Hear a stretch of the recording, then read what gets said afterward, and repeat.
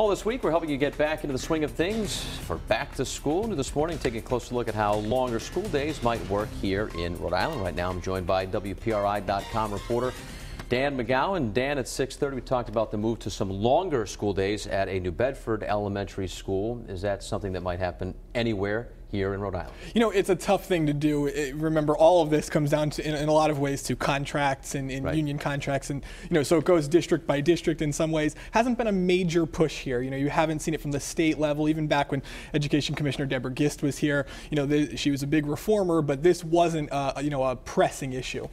So how do a few extra minutes a day make any difference at all? I know how some kids might feel about it and how some parents might feel, but what have you heard? Yeah, it's a very good question, and it all really comes down, proof is in the pudding kind of thing, right? So if you add an extra hour, or if you add, say, 15-20 minutes to the school day and it's devoted directly to instructional time, sure, you could see where it would make a difference.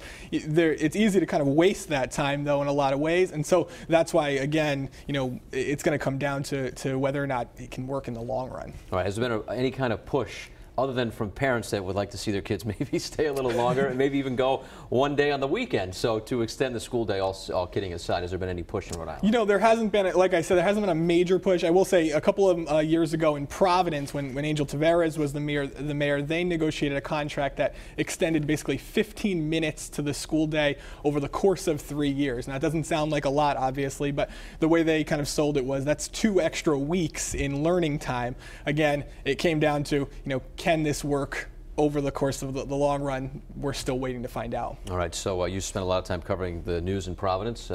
Mayor Jorge Elorza campaigned that he wanted to keep schools open longer, right? When he was going through his campaign for mayor. Is this mission accomplished, or just a failed promise? We're still waiting to find out. Again, he definitely said he wanted to kind of keep schools open longer. He didn't necessarily say extend the school day. He was thinking after school programs, trying to bring parents in, late in the day, things like that. We haven't seen it. It's very it's cost prohibitive. So.